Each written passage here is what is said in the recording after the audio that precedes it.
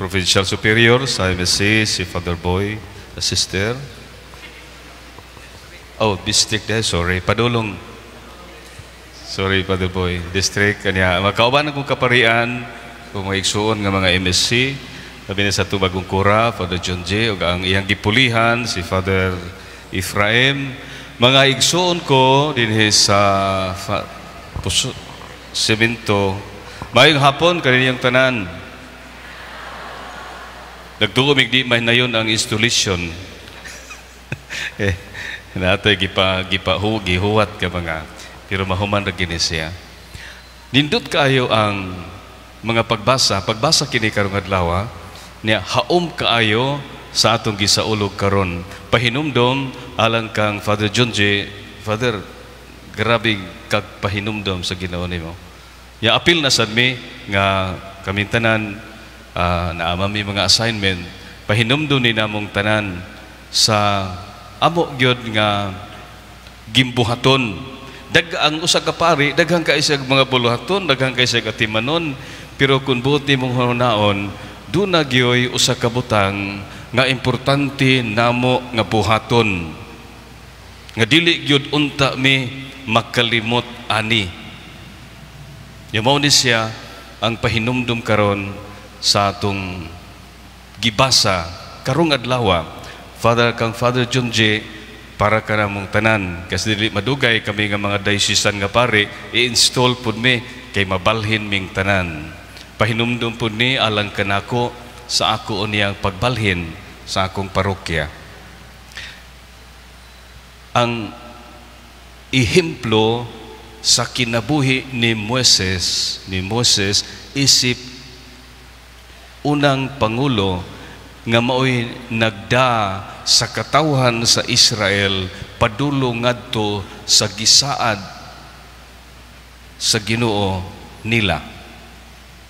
Nindot kayo iyang example. Naminaw mo sa pagbasa?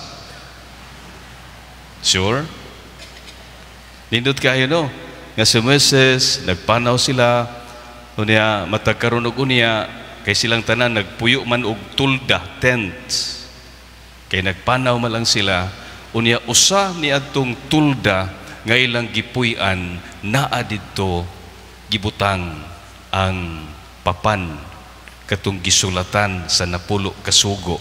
Dito nagpuyo ang Ginoo. Unya matag karon og unya musulod si Moses didto.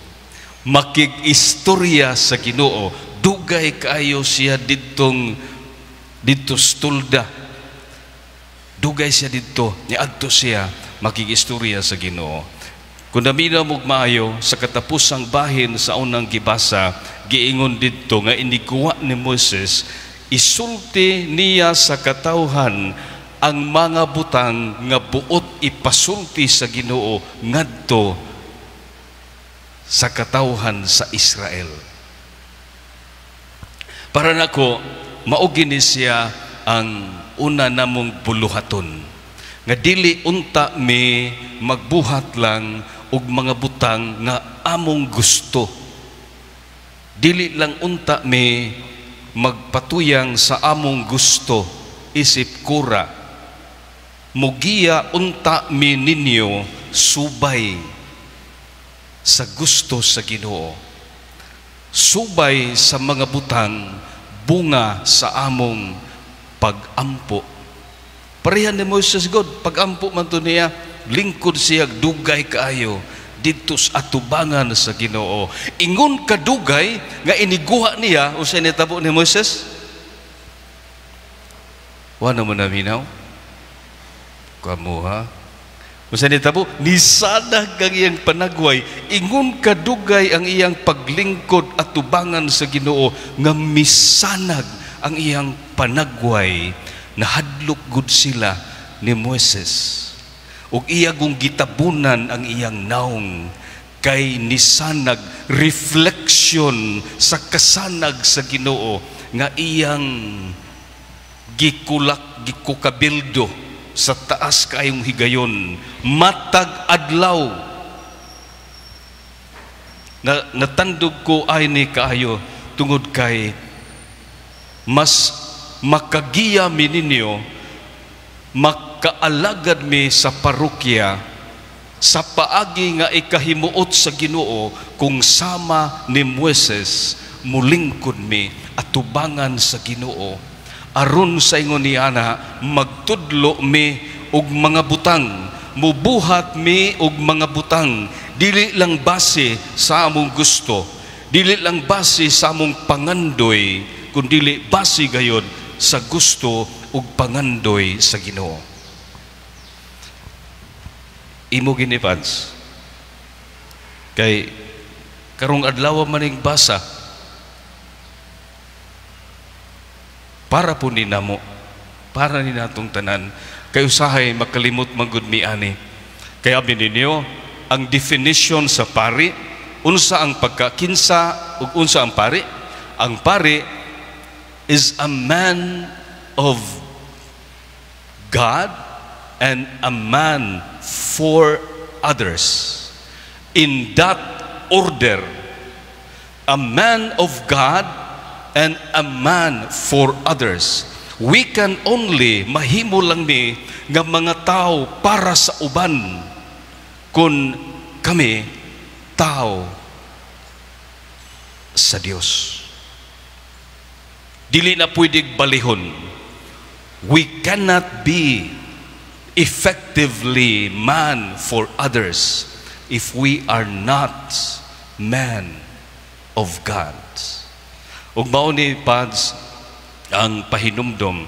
Naibaw kami mga pare, mga bright kami, taas kami tuon, sahay magsalig mi ana. Makalimtan namo nga ang pagkapari dili amo. Kamo dili pod amo. Katawhan mo sa Ginoo. Sawa pa mi moabot sa parokya, diha na ang Ginoo naguna.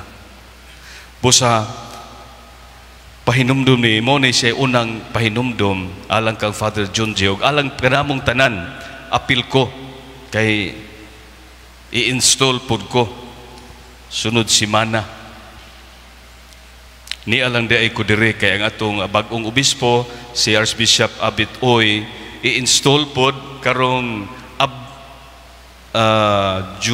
September 30 pa, sa 30 pa siya i-install, so di pa siya makaanhi ni ang atong kanhi arsobispo nga mao na ang atong apostolic administrator, dili na siya ang atong ordinary, nag-atiman na lang siya sa diocese, yawa pod siya dinhi kay dunay importante mao nga karon gagmayay. Gagmay kami Father. Mayra po Father nga di si Archbishop Palma kay taas ka ito. Oh, gagmay ni ato, gagmay po Father Beads. Okay kay ni. Gagmay po nagbasa sa Ebanghelyo.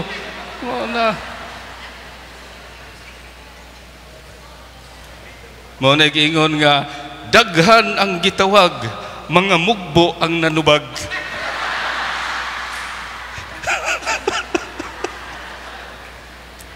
Kay ang mga tag-as nagduwag basketball. Ato ning hapon na pads.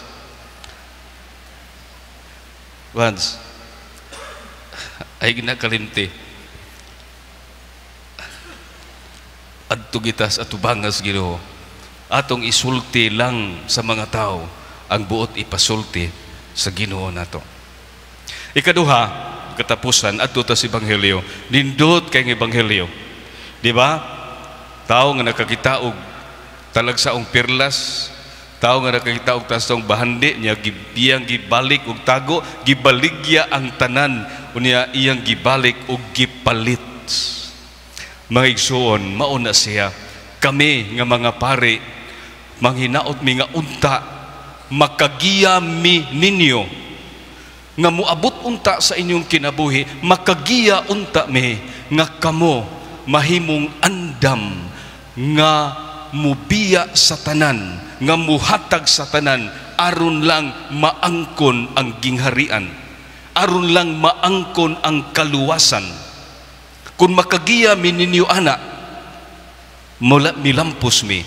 Pero kung dili mi makahagit ninyo nga dunay mas bililhon pa sa kinabuhi kaysa mga butang nga atong makita. Kung mapukaw namo ang inyong kasing-kasing ug mapalawom namo ang inyong pangandoy alang sa Dios ug mahimo mong andam nga ihatag ang tanan aron lang maangkon ang gingharian, kana makaingon mi nga malampuson mi sa among pagkapari. Amen. Andam mo, pilay andam ninyong ihatag aron maangkon ang gingharian. Pila na inyong angayang andam pa mo, 1,000 ra inyong ikahatag katunga sa inyong bahandi. Pila ang gingharian, tanan nga niya nato. Mao kanay bili sa gingharian. Ug mauna siya nga sa among pagpangalagad kaninyo mapukaw unta namo ang inyong pangandoy alang ni ana. Ug mauna siya ang pahinumdom sa atong ebanghelyo alang kanamo, alang kang Padre Junji. Guwapo ra ba ni siya? Ayaw no yung tintala, ha?